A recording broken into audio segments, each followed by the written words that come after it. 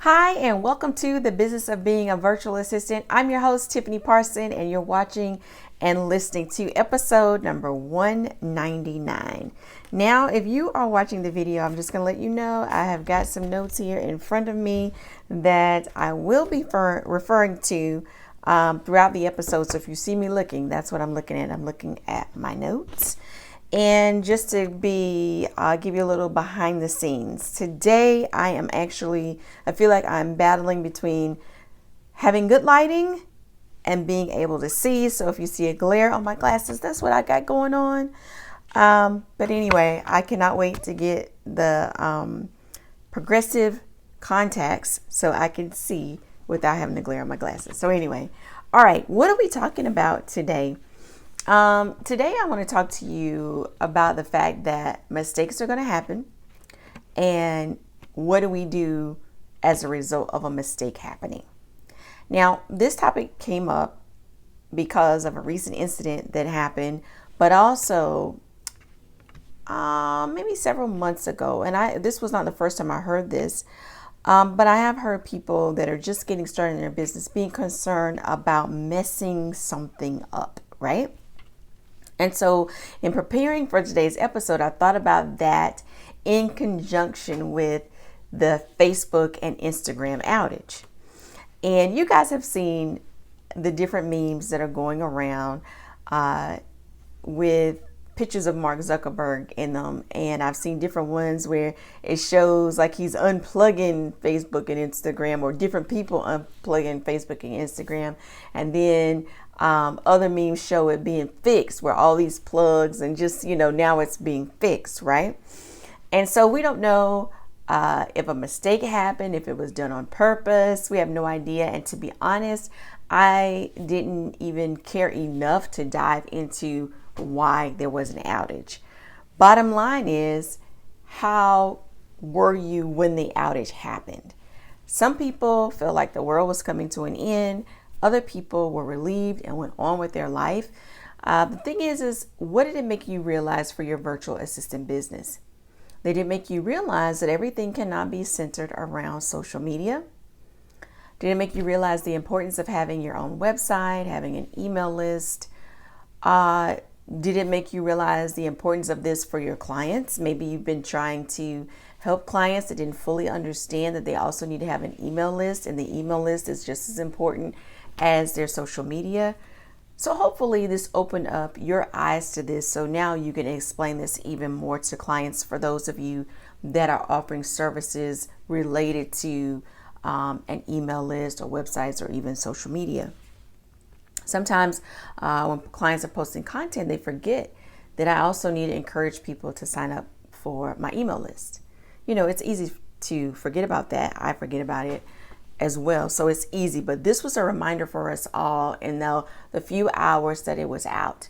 And that particular day, I was busy working, didn't even notice it was out until about an hour before it actually came back up. So by the time I realized it was out and seeing different articles and people's posts, everything was back up. So let's talk about mistakes in our business and how you shouldn't be afraid of the mistakes. I don't have to remind you, we're all human. We're not perfect in any way, so things are going to happen. And clients understand that mistakes are going to happen. It's not that the mistakes happen. It's really about how we respond to it when we find out that there's a mistake. So recently, this happened with my team. There was a typo on something that we posted for a client. And so I get a text. It was about maybe 8:30 at night. And I, see the text. I immediately respond, because this particular typo was not a minor typo. It was super important, because this graphic was in relation to, it was a reference to Jesus. And we don't want to make any mistakes on any posts that are, for our Christian coaching clients. We want to make sure all those are right, because we don't want to mislead someone by innocent typo, right? And my focus was on responding to her, let her know we'll take care of it, and then figure out a quick way to take care of it. And I jumped up immediately from what I was doing. Of course, I wasn't even working. I just, having to see her text, jumped up immediately because this is at night to get this, resolved. And in the process of getting, taking everything down. Oh, once I saw the error, taking everything down and then letting the team know how, what we're going to do to fix it. My team, by the way, is awesome, amazing, very responsive. Or keep in mind, this is 8:30 at night. Everybody was very responsive, and I appreciated that so much. Being responsive when mistakes happen is so important. Our client was not upset about it. She just wanted to let us know. And of course, I jumped right on it, and she was appreciative. Thanked me so much. That's what clients are looking for. Not just for you to respond, but also correct it. Right? Make it right. So it's about the response. And it's not about whose fault it is. It's about the fix, right? It's not about the fault. It's about the fix. How are we going to fix it? And once we got it fixed in the process of getting everything corrected, then in my mind, I wanted to trace back how did this happen so we can make sure this doesn't happen again. And turns out it was a typo in the information that we received, right? But this is something that going forward, we'll be on the lookout for and not just assume that everything is exactly correct in the information that we receive. This is how we learn through our mistakes, right? And then as a result, some other things popped up internally that we need to correct as well from a system standpoint. Not something related to the client, but related to us and how we're working and things like that and managing all the things that we're creating. So the mistake that happened helped us to refine what we're doing for our client, but also what we're doing internally as well. Imagine if everything is perfect all the time. If everything is great all the time, everything is wonderful all the time, how would you even know what to correct, what to fix if things don't ever break, right? Yes, we want to be proactive and think ahead, but sometimes you think you're being proactive, you think you're thinking ahead, but then a glitch happens and you realize, oh gosh, we missed that one. And it's okay. That's a part of growing. The problem is when people don't grow in their mistakes, when they don't not just fix it, but correct it for next time, make it better for next time, right? Every time you even pitch to a client, a prospective client, every time you pitch, you submit a proposal, you want to look back at, okay, what did I do in this situation? Right? How can I make it better for the next time? And maybe it was the pitch was great, but how you felt about it. Maybe your process that you went to, the process that you went through for getting your rates. And you think, okay, how can I make this better so that the next time I don't have to go through all of this? It's not so much things. I shouldn't have to keep recreating the wheel every time. How can I get this wheel solid so the next time I'm able to boom, boom, boom, send it out with no problem? You should be learning in your pitches and your ditches, right? Ditches are like our valleys where we make mistakes, things happen. And then pitching, when we're out there telling people all about what we do, and you are telling people all about what you do. Not just on social media, not just online. Let people know what you do in person. I'm always letting people know what I do in person when the opportunity presents itself. People are asking what you do. Are you leading with your corporate job or are you leading with the business that you're creating? I would hope that you're leading with the business that you're creating, because you never know who you're talking to or who that person knows that needs what you provide, right? We never know. Something that keeps us from letting people know what we provide is thinking that it has to be perfect in order to share. And this whole episode, about the fact that mistakes happens, let us know that it doesn't have to be perfect, right? Even in creating podcast episodes, I don't have to be perfect. I don't want to be perfect. I want it to be like we're sitting together in my office having a conversation about business. If it has to be too polished, it's not going to happen. If it has to be perfect, it's not going to happen. If it has to be uber professional, it's not going to happen. I'm not going to be excited to come talk to you. But when I can come and sit down and have notes on paper that I'm reading, be in front of you and just talk, now we're getting to a place where we can actually have a personal relationship, you and I, in talking about your virtual assistant business. Now I'm going to make a little transition, and I want to give a shout out to someone that posted on my Facebook page. And if you're not familiar, this is your very first time listening to the podcast episode. First of all, thank you so much for listening and taking the time out of your day to find out and learn more about creating your virtual assistant business, sustaining it, maintaining it wherever you are in your business. Thank you for being here. The Facebook page is facebook.com/TBBVA, and that stands for the business of being a virtual assistant. That's our Facebook page. And so Moni Renee posted in the comments on the last episode that I shared over on Facebook. And she mentioned that in some of the episodes, I used to say your virtual coworker. And she said to her, I'm not really a virtual coworker. I'm more like a virtual colleague or mentor. And I really appreciate that. The idea is to make you comfortable enough so that you can ask me a question. I love questions. You cannot ask me too many questions. It lets me know that you're listening, that you're growing, that you're working and improving. If nobody ever asked me anything, I would wonder, is anybody out there? Is anybody listening? So Moni Renee, thank you, give you a shout out. And she had a question within her wonderful comment. She had a question about how do you communicate availability when you work full time? Because when you tell people, oh, I'm available, and you give them work hours after you work, they may, go silent on you. So here's what I would encourage you to do. And that is seek out opportunities that are deadline based as opposed to based on your availability, right? A lot of times when people are looking for availability, they want you to work in a certain time slot.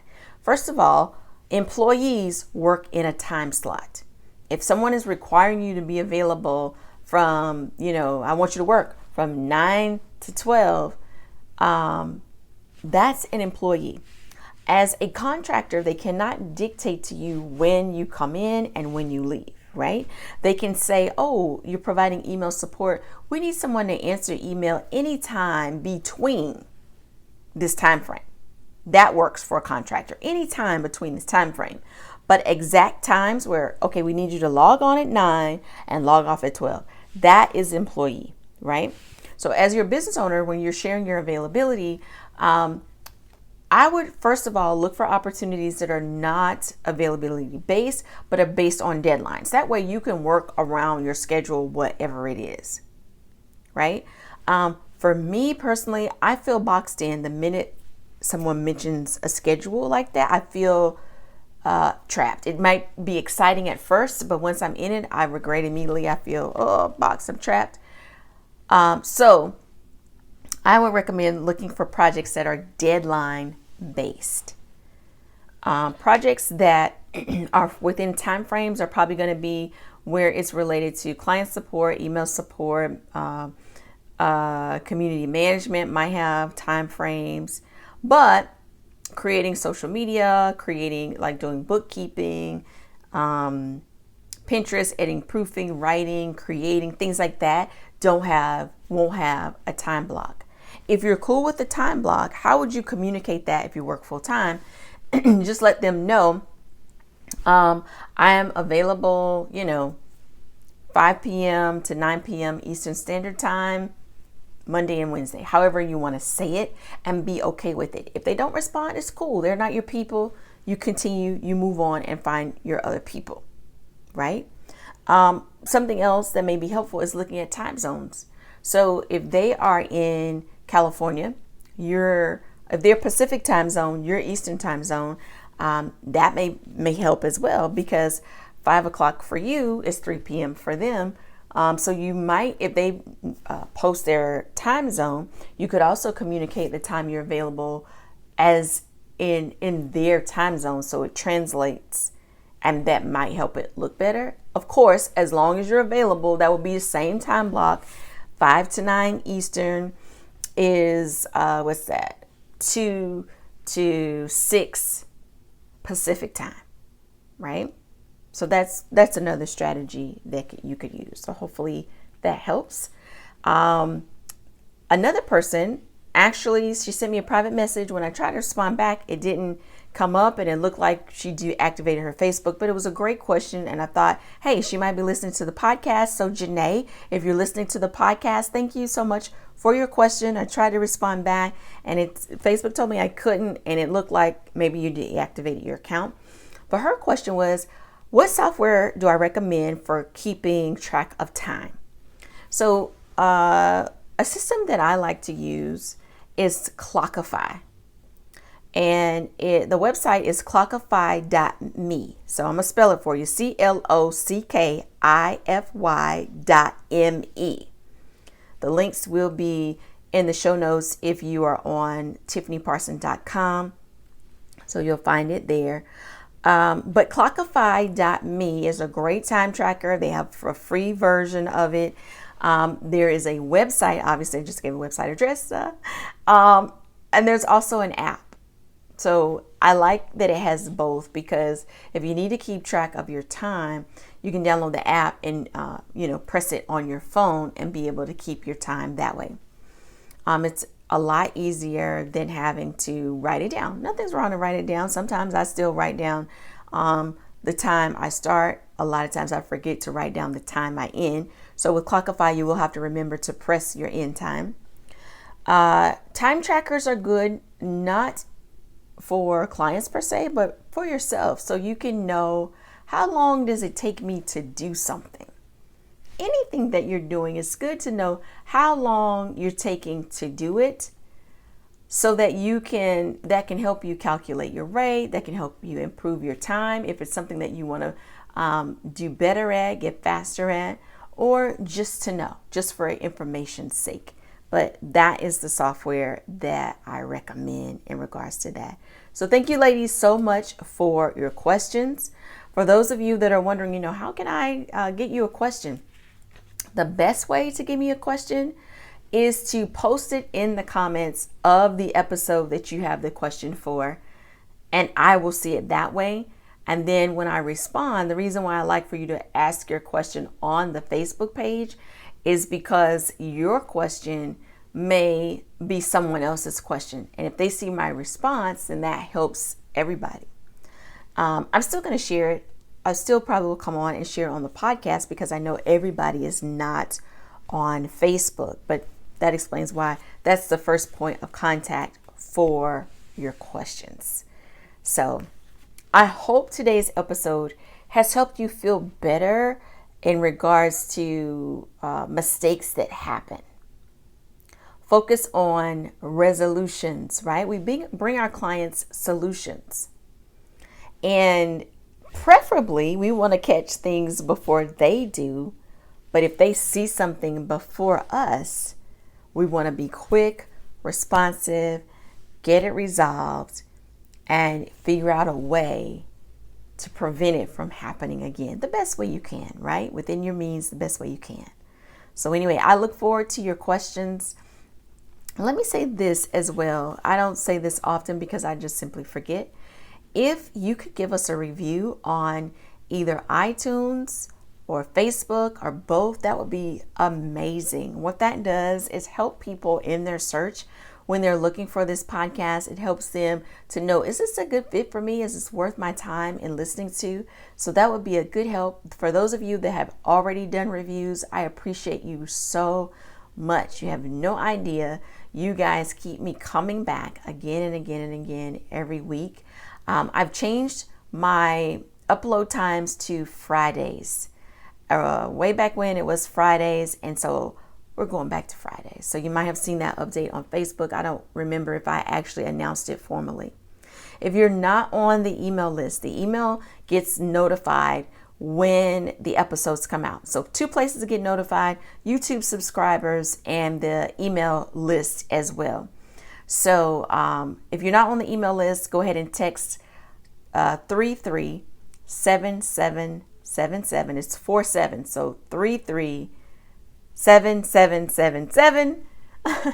The phrase VA Start stands for Virtual Assistant Start. That will get you on the email list so you don't miss a thing. I am also sending out, next week is when I'm going to send it out, a special promotion for the VA VIP. I don't talk about it a lot because I want to make sure that the right people are in this program. This is actually a monthly membership. It is a coaching program for those who want to take their VA business to the next level. What happens is members are able to bring things to me and ask me questions they want to ask privately related to clients, their business, life and business. And we do group coaching twice a month. And it's helping them to build their business, to build their confidence, to help them improve all the way around as women in business. And so I'm going to do a promotion. October is my birthday month. And so the promotion will go out. Be on the lookout for that. I'm just going to post it to the email list. Okay. So if you're not on the email list, you want to get on it, you can text 337777 VA Start, or just go to tiffanyparson.com, click on training, and get on the email list that way, so that you can be a part of it. I don't ever give promotions for VA VIP. It's an exclusive group. I want to keep it exclusive, but I thought this is my birthday month. I did not do the 6-week course this time around, and this is something that I could do in exchange for that, right? So anyway, I'm going to put that out there. I'll talk more publicly about VA VIP. Submit questions that you have for it. When I post this episode on the Facebook page, submit questions about it, and then that way I'll know what specific questions you have other than how much it costs. The investment is going to be put in the email, so you'll have that. All right. That's all I have for this episode and this week. I want to thank you again for tuning in, for listening, and for those of you who are watching over on YouTube. Thank you so much. Again, all the links I talked about, they will be in the show notes on the website, and I'll make sure they're also under the video for YouTube as well, so you can just click on that and get to where you need to go. Anyway, you guys have a wonderful and fantastic day, evening, night, whatever it is at the time that you're listening to this podcast. I will see you soon.